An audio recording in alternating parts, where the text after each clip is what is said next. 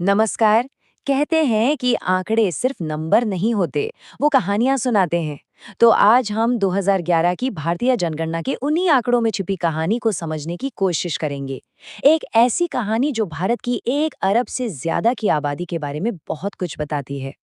देखिए 2011 की जनगणना का नारा था हमारी जनगणना हमारा भविष्य। और ये सिर्फ एक स्लोगन नहीं था, बल्कि इसके पीछे एक बहुत गहरी सोच थी। ये हमें बताता है कि जनगणना मतलब सेंसस सिर्फ लोगों को गिनना नहीं है। ये तो एक आईना है जिसमें हम देश के भविष्य की नीतियां और योजनाएं देखते हैं। अब भारत जैसे विशाल देश को गिनना, ये कोई छोटा मोटा काम तो है नहीं, और ये रातों रात शुरू भी नहीं हुआ। इसकी जड़ें ना इतिहास में बहुत गहरी हैं। तो चलिए इस कहानी की शुरुआत जरा पीछे से करते हैं। तो भारत में लोगों की गिनती का ये सिलसिला शुरू हुआ 1872 में। लेकिन जो आज हम देखते हैं, मतलब हर 10 साल पर एक साथ पूरे देश की जनगणना, वो परंपरा 1881 से शुरू हुई। इस सफर में 1921 का साल बहुत अहम है। इसे ग्रेट डिवाइड ईयर भी कहते हैं। जानते हैं क्यों? क्योंकि ये वो साल था जब देश की आबादी बढ़ने की बजाय घट गई थी। फिर 1931 में पहली बार जाति के आधार पर जनगणना हुई। और इसी लंबी विरासत को आगे बढ़ाते हुए 2011 की जो जनगणना थी, वो आज़ाद भारत की 7वीं जनगणना थी। तो ये तो हुई इतिहास की बात। अब सीधे आते हैं 2011 में। देखते हैं कि उस वक्त 1 अरब से ज्यादा लोगों का हमारा देश कैसा दिखता था। 17.5%। जरा इस नंबर के बारे में सोचिए। इसका सीधा सा मतलब ये है कि 2011 में दुनिया में हर छठा इंसान एक भारतीय था। ये आंकड़ा बताता है कि भारत कितना बड़ा है और दुनिया के लिए कितना मायने रखता है। तो सवाल ये उठता है कि ये इतनी बड़ी आबादी रहती कहाँ थी। खैर, आंकड़े बिल्कुल साफ है। लगभग 69% लोग गांव में और करीब 31% शहरों में। मतलब 2011 में भी भारत की आत्मा, उसकी धड़कन गांव में ही बसती थी। हाँ, ये बात और है कि शहर भी तेजी से बढ़ रहे थे।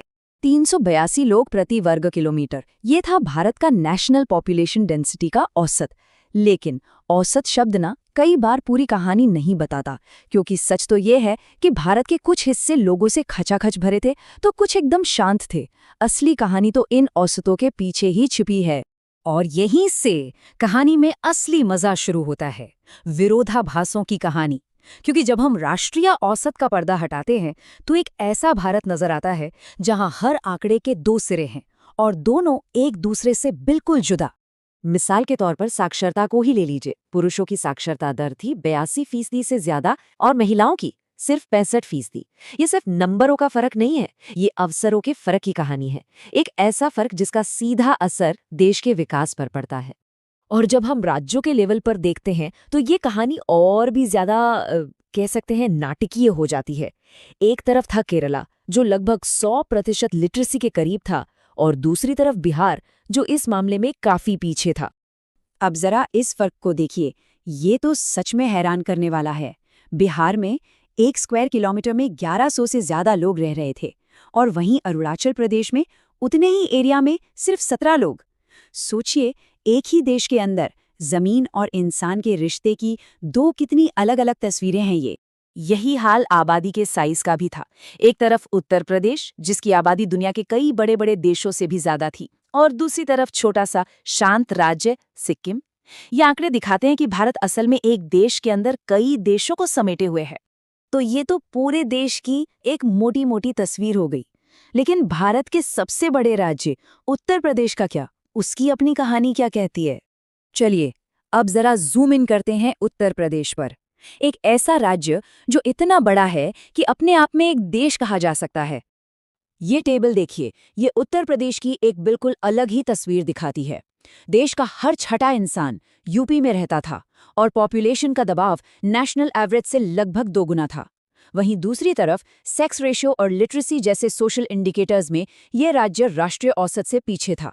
और यहाँ शहरीकरण की रफ्तार भी देश के मुकाबले थोड़ी धीमी थी। ये सब दिखाता है कि उत्तर प्रदेश की अपनी चुनौतियां थीं, जो बाकी देश से काफी अलग थीं। लेकिन रुकिए, उत्तर प्रदेश की कहानी सिर्फ राज्य के औसत पर ही खत्म नहीं होती। अरे इसके जिलों के अंदर भी जमीन आसमान का फर्क देखने को मिलता है। देखिए, एक तरफ प्रयागराज है जो आबादी से एकदम भरा हुआ था, तो दूसरी तरफ महोबा जहां की आबादी काफी कम थी। एक और गाजियाबाद का शहरी दबाव, तो दूसरी ओर ललितपुर का खुलापन। और ये विरोधाभास सिर्फ आबादी में नहीं, सोशल इंडिकेटर्स में भी दिखता है। एक तरफ गौतम बुद्ध नगर जैसा जिला जो पढ़ाई लिखाई यानी लिटरेसी में सबसे आगे, तो दूसरी तरफ श्रावस्ती जो इस मामले में बहुत पीछे था।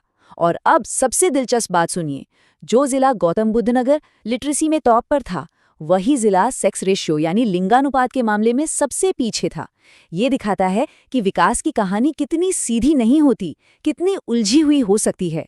तो इन सभी आंकड़ों, इन विरोधाभासों और इन छोटी बड़ी कहानियों को अगर हम एक साथ देखें, तो 2011 की जनगणना से सबसे बड़ा सबक क्या मिलता है? क्या है वो एक बात जो हमें समझनी चाहिए? सबसे बड़ी और सबसे ज़रूरी बात यह है कि 2011 की जनगणना एक ऐसे भारत की तस्वीर पेश करती है जो बहुत विशाल है और जिसमें ज़बरदस्त विविधता है। ये एक ऐसे देश की कहानी है जहां जो नेशनल एवरेज के आंकड़े होते हैं ना, वो अक्सर राज्यों, शहरों और गांवों और अलग-अलग सामाजिक समूहों के बीच के बड़े-बड़े फर्क को छिपा देते हैं। लेकिन ये तस्वीर 2011 की थी। तब से अब तक एक दशक से भी ज़्यादा का वक्त बीत चुका है। बहुत कुछ बदल गया है। तो सोचने वाली बात यह है कि अगर आज भारत को गिना जाए तो ये कहानी कितनी बदल चुकी होगी और किन मायनों में हम आज भी वैसे ही होंगे जैसे तब।